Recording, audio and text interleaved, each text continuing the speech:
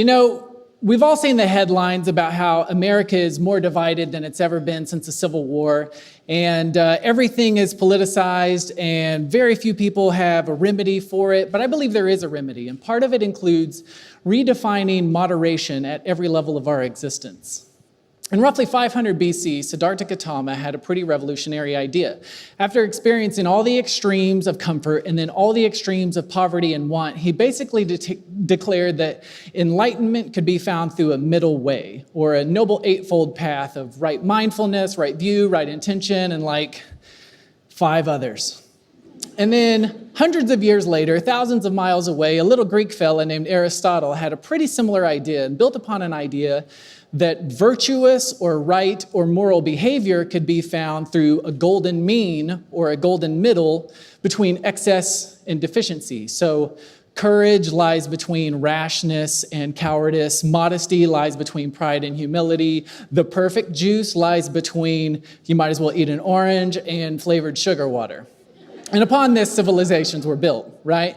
Scientifically, we know that everything in the cosmos is held together by an inward pull of a gravitational force of a large object and competing gravitational pulls of other objects. The brain has evolved to thrive in a state of moderating inputs from emotions and thoughts and feelings.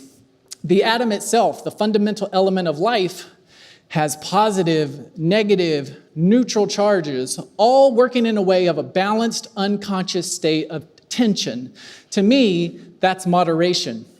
As a country, we ratified a constitution that, though not perfect, was a gigantic historical step in codifying moderation as a form of governance through checks and balances, separation of powers, that sort of thing.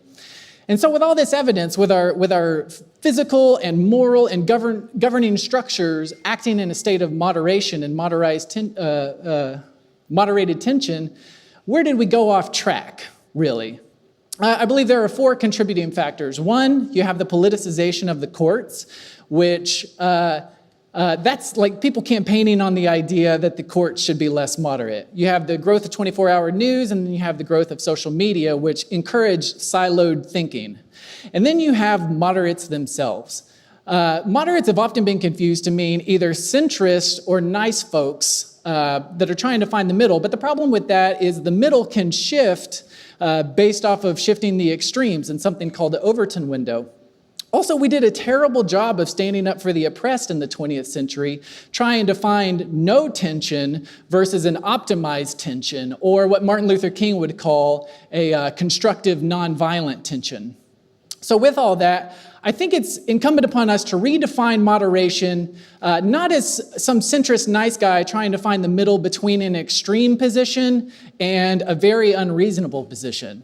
I think it makes more sense to define moderates by someone that is willing to accept a multiplicity of inputs from people and contexts that disagree with their position, as well as support their position. People that believe in a moderate level of bureaucracy and a moderate level of entrepreneurship, and also people that put a premium on equality and equity, because you cannot have a level playing ground without that. But anyone can become a moderate, which is the good news, through 4 parts. 1 is honesty. Honesty with oneself, honesty with others, honesty to context, place, and time. This is the foundation upon which understanding is built. The second component or practice that one needs to employ is compassion. Having compassion for the honesty that someone gives you, an openness, a non-judgment to that honesty is going to lead to understanding someone's motivations and behaviors, and also open up your own curiosity. Introducing boundaries introduces the tension that I've talked about so much. Boundaries is defining simply what is okay and what is not okay. This has to be fact-based, data-based, and non-utopian. And then we have to introduce a resilience. Resilience is the trust that we are nature, right? And we are made stronger through moderating forces. And we are going to be stronger, just like muscles, brains, and societies, by acknowledging that. I'm not advocating for an expulsion of the extremes. I'm advocating for an elevation of this new moderation in all things, one that sets the tone of the arguments rather than responds to them. Not because I want to, but because we have to. Thank you.